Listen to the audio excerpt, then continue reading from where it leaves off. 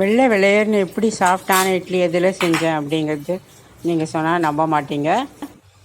1/2 kilo powder jaggery, தூள் பண்ணப்பட்ட வெல்லம், தூள் வெல்லம் 1 ரூபாய்க்கு நான் வாங்கினேன். ஹாய் ஃப்ரெண்ட்ஸ், எல்லாருக்கும் வணக்கம். வெல்கம் பேக் டு மாம் 6 டே. இன்றைக்கி வந்து பிரேக்ஃபாஸ்ட்டுக்கு இட்லியும் சட்னியும் பண்ணியிருக்கேன். பொட்டுக்கடலை, தேங்காய், காஞ்ச மிளகாய் வச்சு அரைச்சிருக்கேன். அதுவும் இல்லாமல் இன்றைக்கி வந்து ரேஷன் அரிசியை வச்சு தான் மாவு அரைச்சி நம்ம இட்லி செய்திருக்கோம். அதுவும் மிக்சியில் தான் அரைச்சி பண்ணியிருக்கேன். அதுக்கு இந்த தேங்காய் சட்னி ஊற்றி சாப்பிட்டு பார்க்கலாம். இப்போ என் பொண்ணுக்கு ஊற்றி வச்சிட்டேன். நான் இட்லி நல்லா பூ மாதிரி இருக்குது. சாப்பிட ஆரம்பிச்சிடலாம். மார்னிங் வந்து இட்லி சாப்பிட்டாச்சு பிரேக்ஃபாஸ்ட்டுக்கு. இப்போ மணி வந்து 10. இப்போ தான் அந்த வால் கிளாக் வந்து பேட்ரி வாங்கி போட்டேன். அதுவே சரியில்லாமல் தூக்கி போடணும்னு சொல்லிட்டான் பையன். கடைசியில் எப்படியோ ஒர்க் ஆகுது. அடுத்து இங்கே வந்து காய்கறி எல்லாம் கட் பண்ணி வச்சுருக்கேன். என்ன செய்யலாம் அப்படிங்கிறத நம்ம பார்க்கலாம். ஒயிட் ரைஸ் பண்ணலாம். அடுத்து வந்து இது காய்கறி கொஞ்சம் அதிகமாக தான் எடுத்து வச்சுருக்கேன். இது வெண்டைக்காய், முருங்கைக்காய், அப்புறமா வந்து ஒரு உருளைக்கிழங்கு, ஒரே ஒரு கத்திரிக்காய், அவ்வளோதான். இதை போட்டு தேங்காய் கொஞ்சம் அரைச்சி குழம்பு வைக்க போகிறேன். அதுக்கு வெங்காயமும் தக்காளி வச்சுருக்கேன், கருவேப்பிலை போட்டேன். அடுத்து இங்கே வந்து ஒரு 1/4 கிலோ பாவக்காய் வந்து நல்லா கழுவிட்டு கட் பண்ணி வச்சுருக்கேன். அதுக்கு வெங்காயம், தக்காளி. அதுக்கு என்ன பண்ண போகிறோம் பார்த்தீங்கன்னா, இந்த கடலை பருப்பு ஒரு பிடி ஊற வச்சுருக்கேன். இது வந்து நம்ம வெல்லம் போட்டு ஒரு இனிப்பு பொரியல் தான் செய்ய போகிறோம், ஸ்வீட்டு. அதுக்கு அடுத்தது இங்கே பார்த்தீங்கன்னா வாழைக்காய் வந்து மெல்லிஸாக அந்த மாதிரி கட் பண்ணி வச்சுருக்கேன்.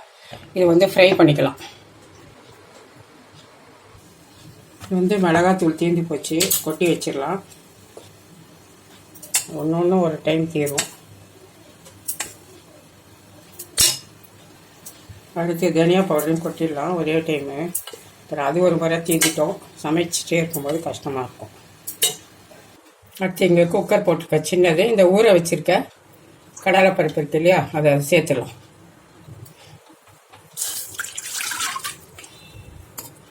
போதும். இது ஒரு பிடி தான் கடலைப்பருப்பு போட்டிருக்கேன். அது மூடிட்டு நல்லா அது வேக வச்சு எடுத்துக்கலாம். ஒரு 4-5 விசில் வரட்டும். 2 நிமிஷம் சிம்மரில் போட்டு ஆஃப் பண்ணிடலாம். இந்த கடலைப்பருப்பை போட்டு தான் நம்ம பாவக்காயில் சேர்த்து இன்றைக்கி செய்ய போகிறோம். அது அப்படியே இருக்கட்டும். இப்போ இங்கே ஒரு வாழைக்காய் தான், அது மெல்லிசாக கட் பண்ணி நான் வச்சுருக்கிறது. அதுக்கு தேவையான அளவு மஞ்சள் தூள், மிளகாய் தூள் வந்து ஒரு 1/2 ஸ்பூன் போகிறோம். நம்ம ஃப்ரை மாதிரி தான் பண்ண போகிறோம். வேறு மசாலா எதுவும் சேர்க்க போகிறது கிடையாது. அதனால் மிளகாய் தூள் அவ்வளோ போகிறோம். இதில் கொஞ்சம் சீரகத்தூள், நம்ம எப்பவும் போடுற மாதிரி தான். இதுக்கு தேவையான அளவு கொஞ்சமாக உப்பு, 1/4 ஸ்பூன் போகிறோம். அதிகமாக வேண்டாம். அப்படியே மிக்ஸ் பண்ணி விட்டுக்கலாம். இதில் கான்ஃப்ளவர் வந்து 1 டேபிள் ஸ்பூனு, அரிசி மாவு 1 டேபிள் ஸ்பூன். இது பொடியாக கட் பண்ண கருவேப்பிலை. எல்லாத்தையுமே நம்ம மிக்ஸ் பண்ணிடலாம். அவ்வளோதான், மிக்ஸ் பண்ணியாச்சு. அப்படியே இருக்கட்டும். அது ஒரு பக்கம். ஒரு கடாயில் ஒரு 3 டேபிள் ஸ்பூன் ஆயில் விட்டுருக்கேன். கொஞ்சமாக வெந்தயம், அதுக்கப்புறம் வந்து கடுகு, சீரகம், கொஞ்சமாக வந்து தாளிப்பு உலகம். அது பொரிஞ்சு வரட்டும். இப்போ எல்லாம் பொரிஞ்சிடுச்சு. இதில் வெங்காயம், தக்காளி, மீடியம் சைஸ் 2 தக்காளி எடுத்துருக்கேன். ஒரு மீடியம் சைஸ் வெங்காயம். இதில் உப்பு சேர்த்துலாம். நான் உப்பு மொத்தமாக சேர்க்குற மாதிரி சேர்க்குறேன். நீங்கள் வந்து பார்த்து சேர்த்துக்கோங்க. நான் 1 ஸ்பூன் போடுறேன். நீங்கள் 3/4 ஸ்பூன் போட்டுன்னா அதுக்கப்புறம் மீதி குறைய சேர்த்துக்கோங்க. பத்தாது. நான் ஒரு அனுபவத்தில் போட்டுறேன் மொத்தமாக. பிகினர்ஸாக இருந்தால் அப்படி செய்யாது. நான் எப்போவுமே சொல்கிறது தான். உங்களுக்கு வதங்கட்டும். இந்த வெங்காயம் தக்காளி எல்லாம் நல்லா வதங்கிடுச்சு. எல்லாம் எடுத்து வச்சுருக்கோம். முருங்கைக்காய், வெண்டைக்காய், உருளைக்கிழங்கு, ஒரே ஒரு கத்திரிக்காய், ஒரு சின்ன உருளைக்கிழங்கு தான், ஒரு குட்டி கத்திரிக்காய், ஒரு முருங்கைக்காய், ஒரு 4 வெண்டைக்காய், அவ்வளோதான். இது ஏன் போட்டேன் எவ்வளோன்னா, காஞ்சி போயிடும். வீட்டு ஃப்ரிட்ஜு வந்து வெள்ளம் வந்ததுலேருந்து இன்னும் சரி ஒழுங்கு இல்லை. அது பழைய மாதிரி இல்லை. காயெல்லாம் வதங்கி போகுது. ஃபுல் கூலிங் வச்சா கூட என்ன பண்ணுறேன்னு தெரியல. ஓடுற வரைக்கும் ஓடட்டும். நம்ம என்ன பண்ண முடியும். இது கொஞ்சம் வதங்கட்டும். இதோட மூடி இருக்கும். அதுக்குள்ளே இங்கே ஒரு மிக்சி ஜாரில் ஒரு பிடி தேங்காய், நல்லா ஒரு 6-7 பல்லு பூண்டு, பாதி தக்காளி இருக்குது, சேர்த்து இதை அரைச்சிட்டு வந்துடலாம். இப்போ இது ஓப்பன் பண்ணலாம். கொஞ்சம் வெண்டைக்காய் போட்டுக்கிறதுனால கொஞ்சம் வதங்கணும்னு போட்டுருக்கேன். ஏன்னா வழவழன்னு ஆகிடும்ல, அதனால ஒரு சிலர் வெறும் வெண்டைக்காய் காரக்குழம்புலாம் வைக்கும்போது நல்லா முதல்ல எண்ணெயில் வதக்கிட்டு போடுறாங்க. அப்படியும் போடலாம், நம்ம இந்த மாதிரி வதக்கிட்டும் நம்ம போடலாம். தனியாக வதக்குறாங்க, நம்ம வெங்காயத்தோடு சேர்த்து வதக்குறோம், அவ்வளோதான் வித்தியாசம். இதில் கொஞ்சம் காரம் சேர்த்துக்கலாம். தேங்காய் வேறு ஊற்றுறோம், ஒரு 5-6 பத்தை. மிளகாத்தூள் 1 ஸ்பூன், ஒரு 1/4 ஸ்பூன் போடுறேன். அப்புறம் மஞ்சள் தூள் கொஞ்சம், தனியா பவுடர் ஒரு 3/4 ஸ்பூன். எல்லாம் வதக்கி விட்டுக்கலாம். உப்பு நம்ம சேர்த்துட்டோம் முதலியே, இந்த மிளகாத்தூள் மட்டும் வதங்கினா போதும். ஒரே ஒரு நிமிஷம் மூடி வைக்கலாம், அது வதங்கட்டும். அதுக்கப்புறம் நம்ம அதில் புளி தேங்காய் ஊற்றிடலாம். இப்போ தண்ணி சேர்த்துடலாம், காய் வேகட்டும். அதுக்கப்புறமா புளி தண்ணியும் தேங்காயும் ஒன்றா சேர்த்துக்கலாம். தேங்காயெல்லாம் ரொம்ப கொதிக்கக்கூடாது இல்லையா, அதனால புளி சேர்க்கும் போதே போட்டுட்டா 1-2 கொதியிலேயே சரியாக போயிடும். நான் இன்னைக்கு குக்கரில் செய்யாமல் நான் இதில் பண்ணியிருக்கேன், கடாயிலேயே. வேகட்ட காய். இங்கே வந்து குக்கர் நான் ஓப்பன் பண்ணிட்டேன். பருப்பு, கடலை பருப்பு வேக வச்சுருந்தேன் இல்லைங்களா, வெந்துடுச்சு, அவ்வளோதான். இங்கே வந்து அந்த குக்கரில் இருக்க பருப்பை எடுத்துட்டு அதே குக்கரை கழுவி வச்சுருக்கேன். இதில் நம்ம வந்து பாவக்காய் வந்து சேர்த்துக்கலாம். கடாயிலையும் பண்ணலாம், நான் இருந்தாலும் இதில் பண்ணுறேன். நல்லா ஒரு 2-3 டேபிள் ஸ்பூன் அளவுக்கு ஆயில் விட்டுக்கலாம். காயட்டும். கடுகு, கொஞ்சமாக உளுத்தம் பருப்பு, உப்பும் போல் கொஞ்சமாக சீரகம், இது பொரியட்டும். இப்போ இதுலேயே நம்ம ஒரு வெங்காயமும் ஒரு தக்காளியும் கட் பண்ணி வச்சுருக்கோம், அது போட்டோம். அது கூடவே பாவக்காவும் சேர்த்துறேன். கருவேப்பிலை எல்லாம் வதக்க தான் போகிறோம், நல்லாவே கொஞ்சம் நேரத்துக்கு வதங்கணும், அதனால எல்லாத்தையுமே ஒன்றுமே சேர்த்துட்டேன். இது ஒரு 1/4 கிலோ பாவக்காய் இருக்கும். அது நல்லா வதங்கி வரணும். இதுக்கு தேவையான உப்பு ஒரு 1/2 ஸ்பூனை விட கொஞ்சம் கம்மி, பாவக்காய் தகுந்தால உப்பு. ஏன்னா நம்ம வெல்லம் சேர்க்க போகிறோம், இந்த பாவக்காய்க்கு தான் அந்த காரத்துக்கு உப்பு போடுறது. இது அப்படியே நல்லா வதங்கிட்டு இருக்கட்டும், கொஞ்ச நேரம் நல்லா வதங்கட்டும், மூடி வைக்கிறோம். இங்கே ஓப்பன் பண்ணலாம். குழம்பு காய் வெந்துச்சா பார்த்துருவோம். எனக்கு வேறு இந்த பேட்ரி போட்டு வால் கிளாக்கில் உங்களுக்கு அந்த அனுபவம் இருக்கான்னு சொல்லுங்கள். ஏதாவது ஒன்று லேடிஸ் குத்திக்குவோம், அறுத்துக்குவோம், அது பழக்கம்தான். நேற்று அந்த மாதிரி ஆயிடுச்சு. பேட்டரி ரொம்ப டைட்டாக ஆகி போயிட்டு உள்ளே வச்சுட்டு அதை ப்ரெஸ் பண்ணும்போது என்ன ஆயிடுச்சு, எங்கேயுமே குத்தலை. ஆனால் அந்த அமுக்கிறதுல அந்த சதை வந்து சாஃப்டாக இருந்திருக்கு. கட்டை விரல் உள்ள நகத்துலேருந்து அப்படியே ரத்தம் கொட்டிடுச்சு எனக்கு. அதனால் எதில் கை வைக்கும் ஒரு கஷ்டமாகுது, எரியுது. இப்போ வெந்துருச்சு காய். கொஞ்சமாக புளி தண்ணி கரைச்சி வச்சுருக்கேன், தண்ணியாக தான் வச்சுருக்கேன், ரொம்ப திக்காக நான் கரைச்சி வைக்கல புளி. ஏன்னா இருந்த புளியை நான் கரைச்சி விட்டுட்டேன். ஒரு சின்ன லெமன் சைஸ் புளி.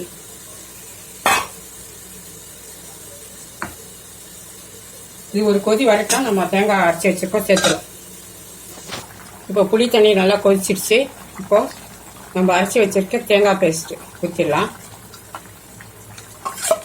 அதேமாதிரி தண்ணியாக தான் இருக்குது, எனக்கு தண்ணியை நிறையா கழுவி ஊற்றி வச்சுட்டு பரவாயில்ல, கொதித்து வரட்டும், சரியாக போயிடும்.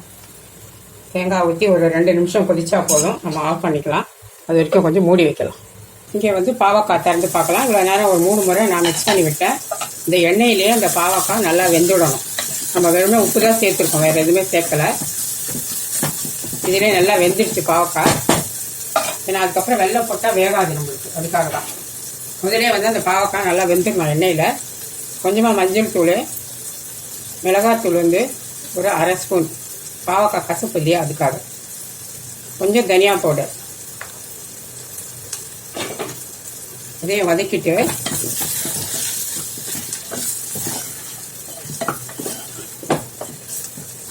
இதில் கொஞ்சம் புளி தண்ணி, ரொம்ப இல்லை, லேசா, அவ்வளோதான், அவ்வளோ போதும். அப்படி இல்லைன்னா டொமேட்டோ கெச்சப் இருந்தால் கூட ஊற்றிக்கோங்க, நல்லாவே இருக்கும். அப்படின்னு இந்த இனிப்பு தானே, இந்த டொமேட்டோ கெச்சப் கூட 1 ஸ்பூன் ஊற்றிக்கலாம். நம்ம இனிப்பு தானே செய்யணும், அது ஒன்றும் தெரியாது, நல்லாயிருக்கும். நல்லா மிக்ஸ் பண்ணிவிட்டு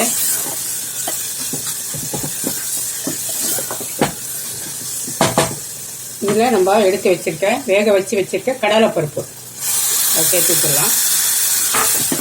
எல்லாம் மிக்ஸ் ஆகட்டும். இப்போ இது கூட நம்ம என்ன முக்கியமான இன்க்ரீடியன்ஸ் சேர்க்க போகிறோம்னு பார்க்கலாம். இப்போ இதில் வந்து வெள்ளைத்தூள் ஜாகரி பவுடர் 1 டேபிள் ஸ்பூன்,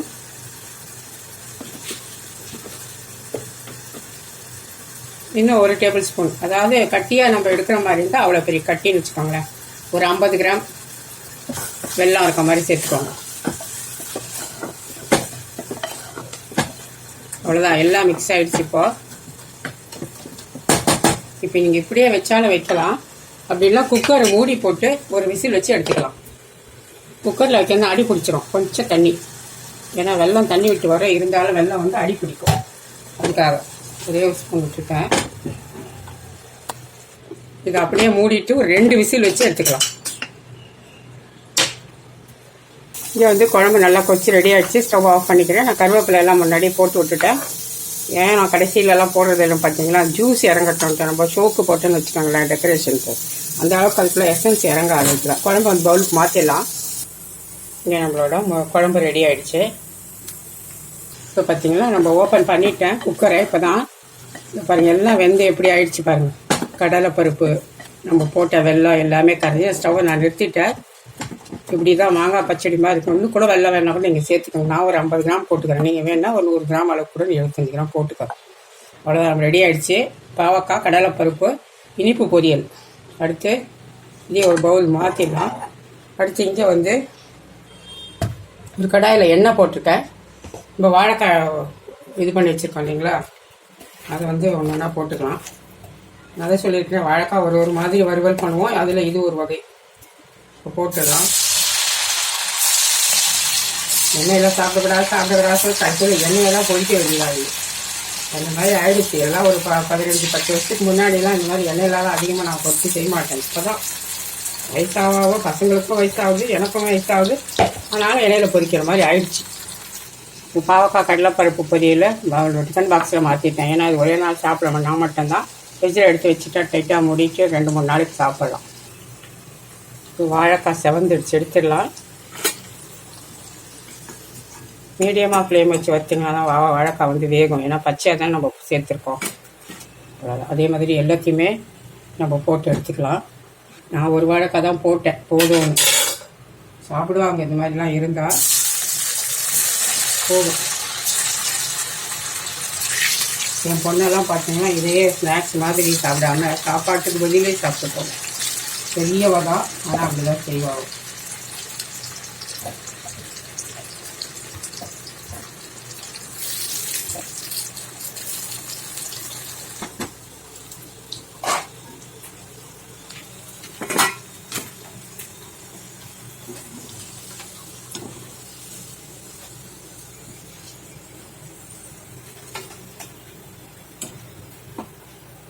நம்ம லஞ்ச் எல்லாம் ரெடி ஆகிடுச்சு. நான் ரைஸை வந்து கழுவி வச்சுட்டு வேறு வேலை கொஞ்சம் பார்த்துட்டு இருந்தேன். நாளைக்கு இப்போ தான் காட்டுறேன். ரைஸ் வந்துடுச்சு. அடுத்து இங்கே வந்து முருங்கைக்காய், வெண்டைக்காய், உருளைக்கிழங்கு, ஒரு கத்திரிக்காய் போட்டு தேங்காய் அரைச்சி குழம்பு வச்சுருக்கோம். அடுத்து இங்கே வந்து பாவக்காய், கடலைப்பருப்பு போட்டு வெல்லம் போட்டு பொரியல் செஞ்சுருக்கேன். அடுத்து இங்கே வாழைக்காய் வந்து ஃப்ரை பண்ணி வச்சுருக்கேன்.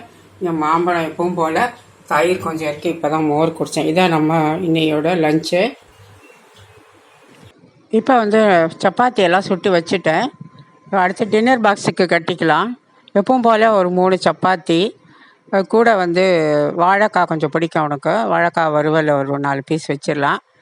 வந்தான் அப்போ ஒரு 2 பீஸ் வாயில் போட்டேன், சாப்பிட்டான். சரி கொடுத்து விடலாம் அதில் ஒரு 4 பீஸ் வச்சிடுறேன். அதுக்கடுத்து நம்ம வந்து குழம்பு, முருங்கைக்காய், உருளைக்கிழங்கு, வெண்டைக்காய் குழம்பு, அதையும் கொஞ்சமாக ஊற்றிடலாம். அந்த குழம்பு கொஞ்சம் உனக்கு பிடிக்கும் ரொம்ப. அதுக்கப்புறம் பார்த்தீங்கன்னா எப்பவும் போல் வந்து ஜாமுன் வந்து நீயே சாப்பிட்டுட்டேன், அவங்க அக்காவை கேட்டான்.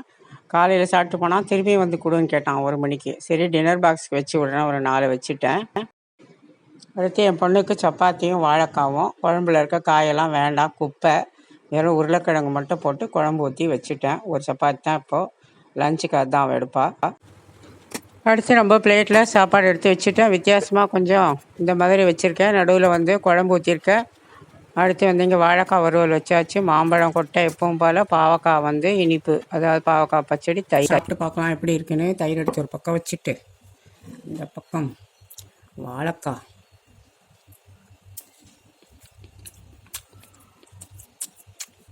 வாழைக்காய் ரொம்ப நல்லாயிருக்கு. கருவேப்பிலை நம்ம நிறைய சேர்த்துருக்கோம், அதனால் செம்ம டேஸ்ட்டாக இருக்கும். இப்போ கொஞ்சமாக குழம்பு,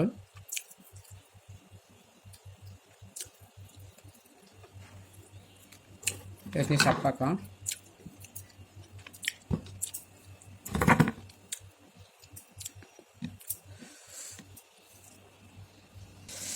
குழம்பு வந்து ரொம்ப காரம்லாம் இல்லாமல் தேங்காய் அரைச்சி ஊற்றுறதுனால மைல்டாக தான் இருக்குது.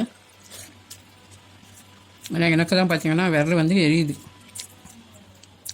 திருப்பியும் வந்து இதே நகத்திலே சீப்பு குத்திடுச்சு உள்ள இந்த விரலில்.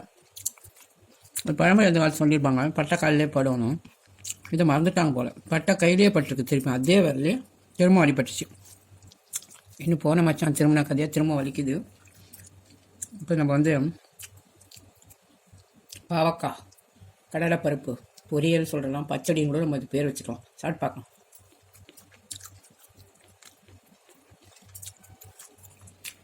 பார்த்தீங்கன்னா வெறுமனே சாப்பிடலாம், அந்த அளவுக்கு கசப்பே தெரியல. ஆனால் நான் வெல்லம் குறைச்சி தான் சேர்த்துக்கேன். இந்த சுகர் இருக்கிறதுனால கொஞ்சம் கம்மியாக சேர்த்துக்கேன். நீங்கள் வேணும்னா அதிகமாக கூட இன்னும் கொஞ்சம் வெல்லம் சேருங்க. நான் அந்த சாதத்துலேயே மீதி இருந்ததில் தயிர் ஊற்றிட்டேன்.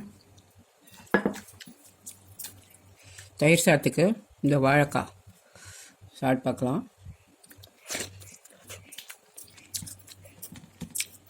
நல்லாயிருக்கும். நீங்களும் இதே மாதிரி ட்ரை பண்ணி பாருங்கள். இந்த கருவேப்பிலையோட மனம் வந்து தூக்கலாக இருக்கும். அவ்வளோ கருவேப்பிலை போட்டேன். கருவேப்பிலை பொடிசாக கிள்ளி போட்டு வறுத்துட்டிங்கன்னா அப்படியே வச்சு நம்ம சாப்பிட்லாம், நல்லாயிருக்கும். அடுத்து இந்த பாவக்காய் கடலைப்பருப்பு பச்சடி அதில் வச்சு தயிர் சாறு சாப்பிட்டு பார்க்கலாம். இது பாருங்கள் எப்படி இருக்குன்னு பார்க்கலாம். உண்மையிலேயே செம்ம டேஸ்ட்டாக இருக்க.